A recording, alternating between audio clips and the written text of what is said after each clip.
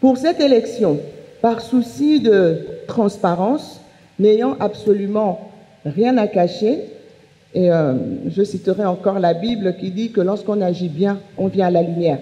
On n'a pas peur de venir à la lumière quand on n'a rien à cacher. Donc, plus de 30 missions d'observation ont été accréditées, représentant plus de 600 observateurs déployés sur tout le territoire. Ces missions d'observation ont librement exercé partout où elles se sont déployées. Parmi les organisations présentes, il y avait l'Union européenne, l'Union africaine, la Communauté économique des États d'Afrique centrale, la CEAC, le Commonwealth, le Royaume-Uni, le Canada, les États-Unis, la Suisse, ainsi que des missions locales des organisations de la société civile. On a vu par exemple le réseau des observateurs citoyens, le ROC, qu'on a vu très présent sur le terrain. Le climat général, à l'heure de la fermeture des bureaux de vote, aucun incident majeur n'a été signalé, tant au Gabon qu'à l'étranger. Alors, l'organisation de la logistique.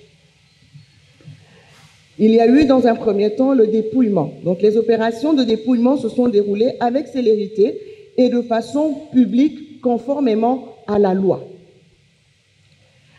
Annonce des résultats.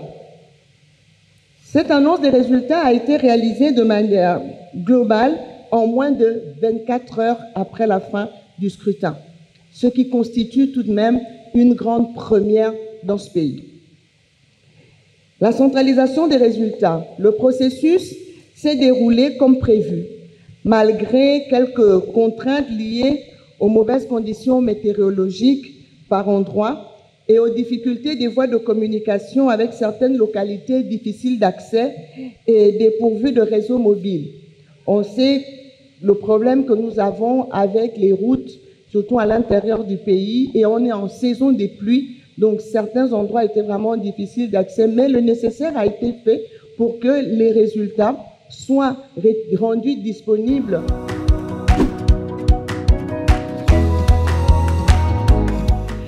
Le taux de participation au référendum du 16 novembre 2024 a été de 53,54% d'après les premiers résultats communiqués par le ministre de l'Intérieur.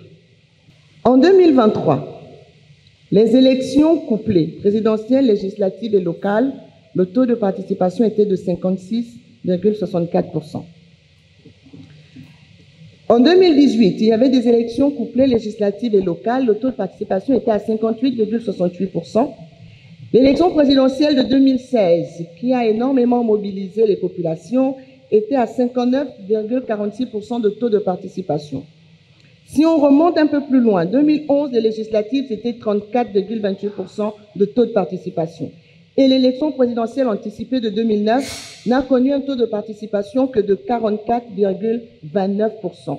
Je pense que les chiffres parlent d'eux-mêmes et on sait que là, pour l'élection du référendum, comme on l'a dit, le déplacement des populations a été limité, ce qui n'était pas le cas pendant ces autres élections. Donc, on peut augurer de ce qu'aurait pu être le taux de participation. Mais ce taux de participation, dans les conditions de réalisation de cette élection, d'organisation de cette élection, en saison des pluies, sans que les populations aient pu se déplacer pour aller voter comme cela a souvent été le cas, est quand même de 53,54%. L'annonce officielle et le traitement des résultats. Donc la date de proclamation publique des résultats globaux de l'ensemble du territoire et de l'étranger, conformément à l'article numéro 113 de la loi 019/2024 du 7 août 2024, a été faite le dimanche 17 novembre par le ministre de l'Intérieur et de la Sécurité. Nous avons voté le 16 et le 17, le ministre de l'Intérieur est venu annoncer les premiers résultats en attendant la confirmation par la Cour constitutionnelle qui va vérifier évidemment tous les procès-verbaux.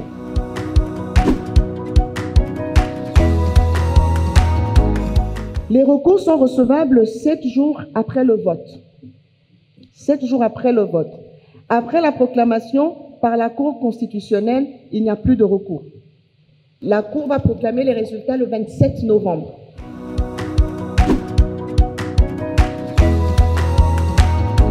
Nous avons déjà donné des résultats en 24 heures, ce qui est quand même exceptionnel. Dans ce pays, on a attendu 4, 5, 6 jours pour avoir des résultats d'élection. Donc, je crois qu'il est important de savoir apprécier ce qui est fait à sa juste valeur, même si on aspire à mieux. Tout à l'heure, j'ai dit que nous avons fait l'effort de communiquer les résultats en 24 heures en dépit de quelques difficultés, et pas des moindres. Il n'y a pas de connexion encore à l'intérieur du pays. Lorsqu'il y aura de la connexion partout, les résultats seront transmis en temps et en heure par Internet et on pourra, comme dans les autres pays, avoir les résultats le jour même. Mais ici, les procès-verbaux sont encore transportés en voiture. Et selon qu'on a la saison des pluies et selon que c'est pas facile d'accès, dire qu'on aura les résultats le jour même, quand le bureau de vote ferme à 18 h et qu'à l'intérieur du pays, on n'a pas de route bitumée, les routes ne sont pas électrifiées, ça va être difficile. Donc, acceptons d'attendre le lendemain que le vote se termine. Le matin, ils prennent les voitures, ils vont dans les départements et les communes, ils vont au siège de la commission provinciale déposer les procès-verbaux, que la commission provinciale prenne le temps de tout rassembler, de tout mettre en forme et transfère à la commission nationale, c'est-à-dire au ministère de l'Intérieur. Et tout ça, on arrive à le faire en 24 heures, c'est déjà très bien.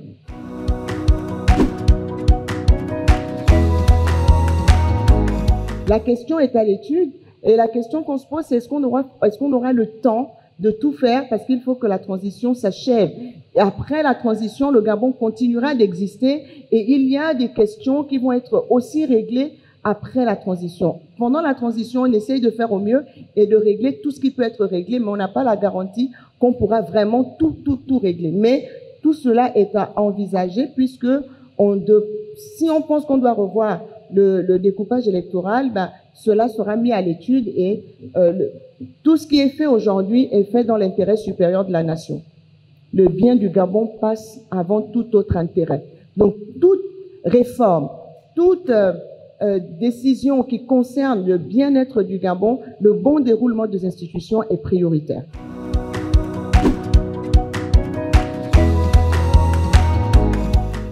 Alors, le couvre-feu a une incidence économique. L'insécurité a une incidence encore plus grande. Si le couvre-feu a une incidence économique, on le reconnaît. Mais l'insécurité et l'instabilité dans le pays ont une incidence encore plus grande. C'est pour ça que le couvre-feu est mis en place dans cette période particulière de notre histoire pour garantir la sécurité et la stabilité du pays. Il y a un contre-coup à cela, qui est l'incidence économique, on le sait, on le sent, mais au grade des priorités, la sécurité et la stabilité du pays sont prioritaires. Donc, tant qu'il sera question de stabilité, de stabiliser le pays et de le sécuriser, le couvre-feu restera en vigueur. Et pour l'instant, on ne saurait dire jusqu'à quand.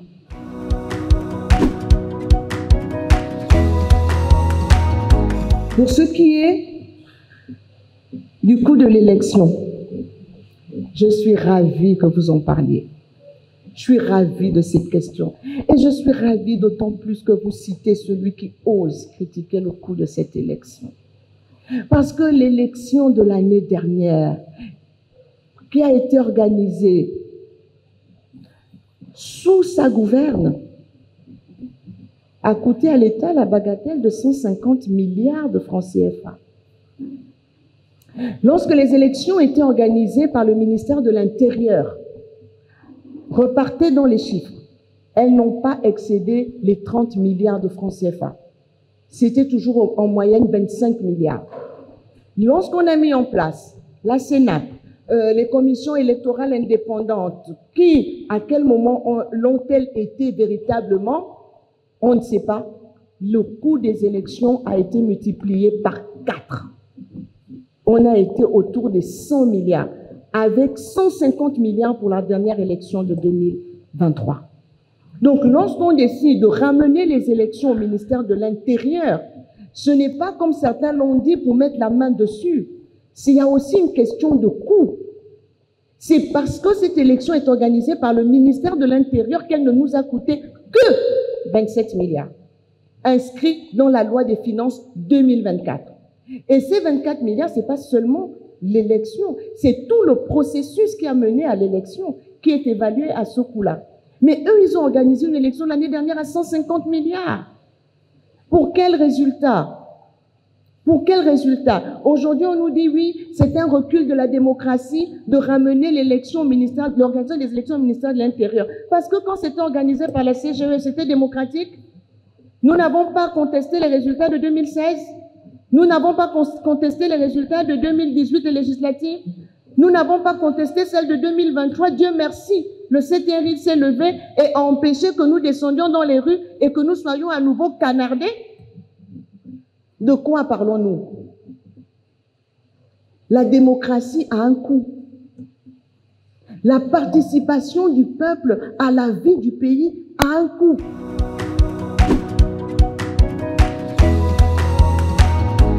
Pas du tout. Mais c'est ce que nous avons sous la main. J'ai envie de dire que les résultats de 2016 étaient tout aussi tronqués. Nous avons la mission d'observation des élections de 2016 de l'Union européenne qui a clairement dit que le processus électoral était entaché d'une fraude de nature à remettre en cause et le processus électoral et les résultats annoncés, avec des résultats défiant les lois de la statistique. Je cite mot à mot le rapport.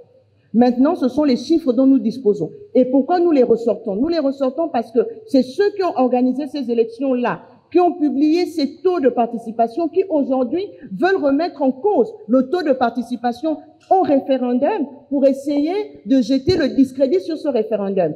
C'est pour ça que nous leur ressortons leurs propres chiffres en disant les chiffres que vous nous avez publiés jusqu'ici ne sont pas meilleurs, en sachant que les élections que eux ils ont organisées, il y avait du transport d'électeurs, il y avait des doublons, il y avait des morts pour lesquels on établissait des procurations pour voter. Donc, en réalité, ces taux de participation des élections précédentes devraient être revus à la baisse. Alors que le taux que nous affichons cette année, c'est un taux de vérité. Il n'y a pas eu de transport d'électeurs. Oui, il y a eu des morts, donc il aurait dû être à la hausse. Et donc, nous ne légitimons aucun résultat, du tout. Mais pour faire de la comparaison, parce que c'est eux qui nourrissent ce débat sur le taux d'abstention et le taux de participation, n'ayant rien à redire sur l'organisation de l'élection, qui n'est pas comparable à ce qu'ils nous ont servi ces 14 dernières années. Donc, il ne s'agit pas de légitimer, mais il s'agit de la réponse de la bergère au berger, en disant, vous qui voulez parler, voilà ce que vous nous avez servi. C'est tout. Et voilà ce que nous avons aujourd'hui en toute transparence, parce qu'en 2016, ils ont refusé les observateurs, en 2023, pardon, ils ont refusé les observateurs internationaux. Ils ont refusé les journalistes internationaux. Aucun journaliste n'a été accrédité de l'étranger pour venir couvrir cette élection. Ils ont coupé Internet. Et même, ça fait bizarre de les voir s'exprimer aujourd'hui sur France 24, sur TV5 Monde et sur RFI. Mais ils avaient coupé le signal de RFI, de TV5 Monde et de France 24 pendant l'élection. Ce sont les militaires qui ont rétabli ces médias dans ce pays. Et ils sont fiers aujourd'hui d'aller s'y exprimer. Donc, il n'y a pas de commune mesure entre la gouvernance, que ce soit la gouvernance des élections, que ce soit la gouvernance de l'espace médiatique, de la liberté de la presse, entre ce qu'il y a aujourd'hui et ce qui s'est fait hier.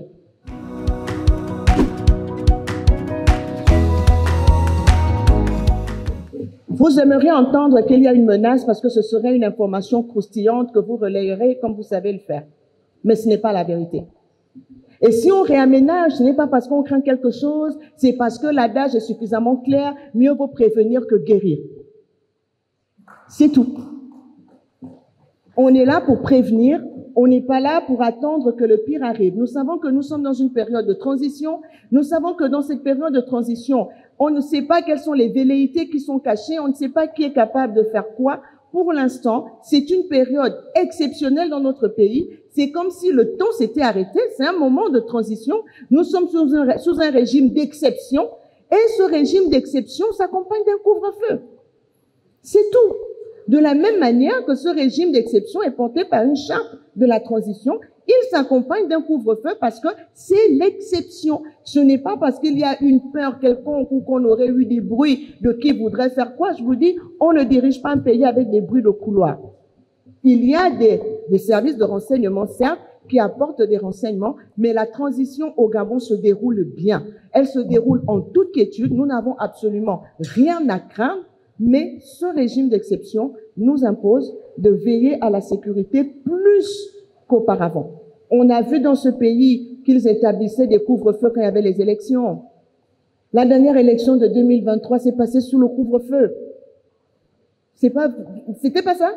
Ils ont mis un couvre-feu, c'était quoi, de 18h à 6h du matin? Un couvre-feu encore plus restrictif que celui-là que nous vivons maintenant. Donc, n'ayons pas des mémoires aussi courtes. Parce qu'on veut absolument montrer que durant la transition, les choses ne vont pas. Non. Le Gabon va mieux aujourd'hui qu'hier. Et ce qui est fait dans l'intérêt supérieur de la nation. Bon, il y avait le couvre-feu pendant l'élection de 2023. Pas d'Internet, pas de chaîne internationale, pas d'observateurs. Couvre-feu de 18h à 6h du matin, s'il vous plaît. Là, on a un couvre-feu de minuit à 5h. Et il était à 2h du matin. C'est normal qu'en période électorale, on le ramène encore, on le durcit un tout petit peu. Mais ce couvre-feu n'est même pas comparable à celui qu'il y avait lors de l'élection de 2023.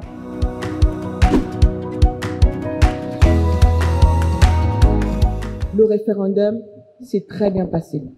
C'est une étape importante dans le chronogramme de la transition. C'est une étape historique dans la vie du Gabon. C'est depuis 1990, je pense, on a adopté une constitution par référendum. La presse a fait son travail et je veux encore féliciter le monde des médias, féliciter la haute autorité de la communication qui a vraiment fait son travail, les médias, les journalistes qui ont été au taquet pour produire ces émissions, ces débats télévisés contradictoires qui ont parfois été très houleux, mais là encore, on connaît le camp qui s'est mal comporté sur les plateaux. Quand on n'a pas d'arguments, comme on dit, on gaspille.